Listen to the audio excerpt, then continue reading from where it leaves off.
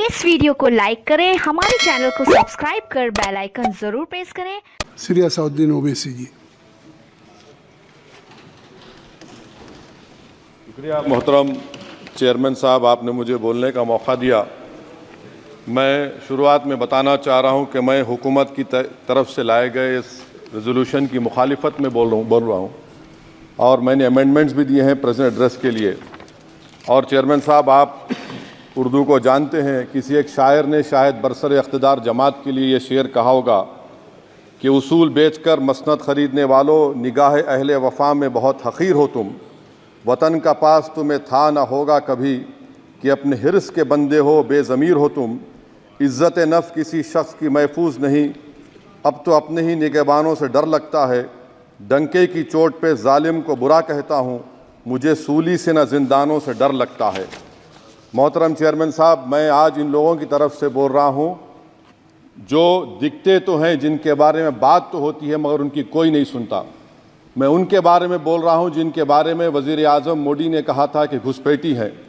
मैं उन बेटियों और माओं के बारे में कह रहा हूँ जिनके बारे में मोदी ने कहा कि ज़्यादा बच्चे पैदा करते। मैं उन मासूम नौजवानों के बारे में कह रहा हूँ जिनको मॉब लिंचिंग के ज़रिए मारा जा रहा है। मैं उन बेज़ुबान माँ और बाप के बारे में बोल रहा हूँ जिनकी औलाद आज इस हुकूमत के गलत क़ानून के चक्कर में जेलों में सड़ रहे हैं। सर, मैं दस्तूर जब इस ऐवान में बन रहा था, संविधान बन रहा था, तो उस वक्त अलहदा वोटर लिस्ट और इंतखाबी रिजर्वेशन की बात आई तो उस वक्त के हमारे फाउंडिंग फादर्स ने, हमारे बुज़ुर्गों ने, दोनों समुदाय के हिंदू और मुसलमानों ने फ़ैसला किया कि हम इस पर राज़ी नहीं होंगे। बल्कि उन्होंने क्या कहा था हमारे फाउंडिंग फादर्स ने, उन्होंने मुखालिफत की थी अलहदा वोटर लिस्ट की और इंतखाबी रिजर्वेशन की। उन्होंने कहा था, I quote sir, it is the duty of majority community to ensure that minorities are elected in the representative numbers. BJP मुसलमानों की नफरत पर जीतती है और मुसलमानों के नाम निहाद मसीहा मुसलमानों के 90% ज़्यादा वोट हासिल करते हैं, मगर फिर भी इस ऐवान के दरवाजे नहीं खुलते मुसलमानों के लिए और सिर्फ 4% मुसलमान जीत कर आते हैं। सर, संविधान सिर्फ एक किताब नहीं है जिसे चूमा जाए, संविधान एक किताब नहीं है जिसे दिखाया जाए, संविधान एक सिंबल भी है, मगर संविधान एक हमारे बुजुर्गों के ख्वाबों की किताब है। हमारे जमहूरियत को हमारे बुजुर्गों ने इस तरह समझा, हमारे फाउंडिंग फादर्स ने इस तरह जमहूरियत को समझा कि इसमें हर समुदाय और मजहब और समाज के मानने वाले लोगों की राय को शामिल किया जाएगा इस मुल्क को चलाने के लिए। मगर इस ऐवान में सिर्फ 4% मुसलमान जीत कर आते हैं। मैं संविधान से जो मोहब्बत के दावे करते हैं उनसे कहूँगा कि कभी उठाकर पढ़ो कॉन्स्टिट्यूंट असेंबली डिबेट्स में कि नेहरू ने, HC मुखर्जी ने, सरदार हुकुम सिंह ने माइनॉरिटीज़ के बारे में क्या कहा था। सर, वतन अजीज़ का मुस्तकबिल कैसा होगा जब बीजेपी मुझे गायब करना चाहती है और दीगर हिज़्ब इख्तिलाफ की पार्टियां के लिए मेरा वजूद सिर्फ वोट डालना और अपनी खबर में जाकर सो जाना है। इसीलिए आप देखते हैं कि ये समाजी इंसाफ है सर कि 4% मुसलमान जीत कर आते हैं। सर, इस ऐवान में OBC समाज के MP अब अपर कास्ट के MP के बराबर हो चुके हैं। OBC समाज के MP अब अपर कास्ट MP के बराबर हो चुके हैं और 14% मुसलमान सिर्फ 4% जीत कर आते हैं।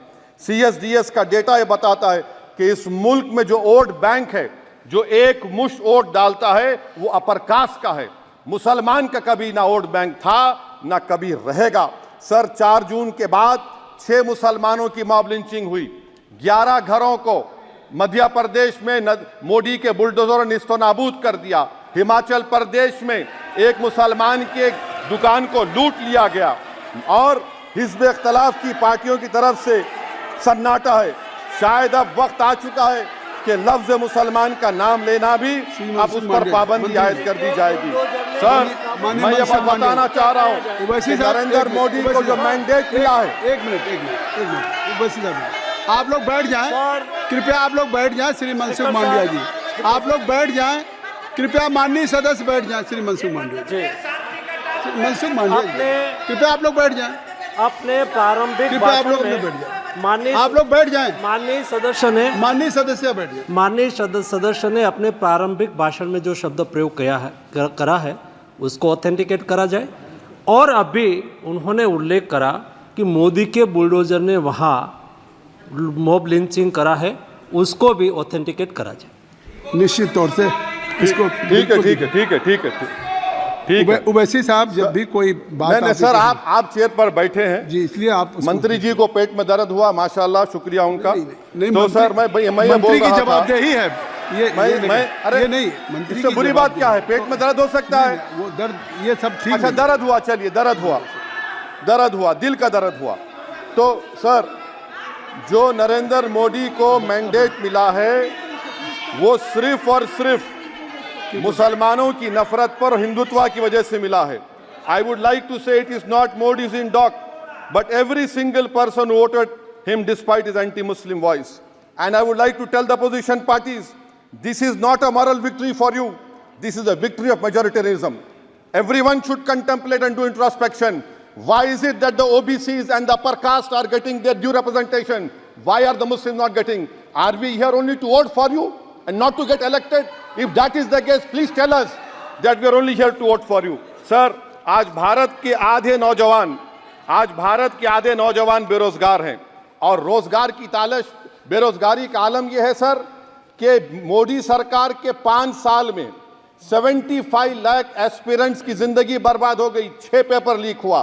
बेरोजगारी का आलम यह है सर कि रशिया जा रहे हैं, वहां जाकर अपनी जानों को दे रहे हैं। बेरोजगारी का आलम यह है कि नरेंद्र मोदी रोजगार का कैंप चलाती है नौजवानों के लिए कि तुम इजराइल में जाकर काम करो, उनको कैनन फॉडर बना रही है ताकि फलस्तीनियों की जायदादों को हड़प कर सके। ये भी कंक्लूड कर। अरे सर मेरा टाइम है, कहाँ टाइम है सर? आप लोग ये टाइम ले लिए मेरा सर, मैं 2 मिनट दीजिए। ये विश्वगुरु की पॉलिसी है, इजराइल को 27 टन हथियार जा रहा है। 9 मिलियन भारत के लोग गल्फ में काम करते हैं, क्या असर पड़ेगा? 47,000 इजरायली फलस्तीनी मार चुके हैं। क्या है हमारी पॉलिसी सर? क्यों हथियार दे रहे हैं सर? नस्लकशी हो रही है। सदर जमहूरिया के खुतबे में राष्ट्रपति के सर, मैं उसी पे बोल रहा हूं सर, उसमें लिखा हुआ है फॉरेन पॉलिसी के ऊपर, आप पैराग्राफ नंबर 25 देख लीजिए। सदर जमहूरिया में सैचुरेशन अप्रोच है। क्यों नहीं मोदी सरकार माइनॉरिटीज को तीनों स्कॉलरशिप को डिमांड करती है सर? उसको आपने बजट कम कर दिया सर। बनारस का बुनकर 18 महीने से मंडी का शिकार है, सूरत और बेंगलुरु जा रहा है सर। आखिरी बात कंक्लूड कर रहा हूं, आखिरी बात सर, पनून केस में निखिल गुप्ता, मोदी ने कहा था कि हम घर में घुसकर मारा, तो निखिल गुप्ता को किसने ऑर्डर दिया था पनून को मारने का?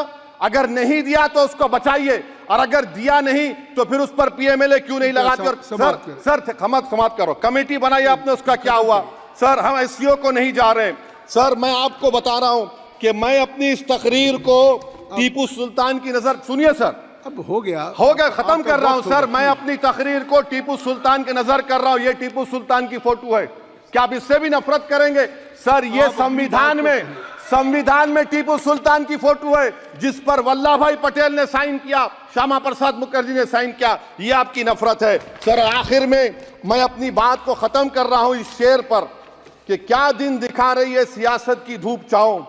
जो कल सपूत थे वो कपूतों में आ गए, थे इस कदर अजीम के पैरों में ताज थे, इतने हुए जलील के जूतों में आ गए। बहुत बहुत शुक्रिया।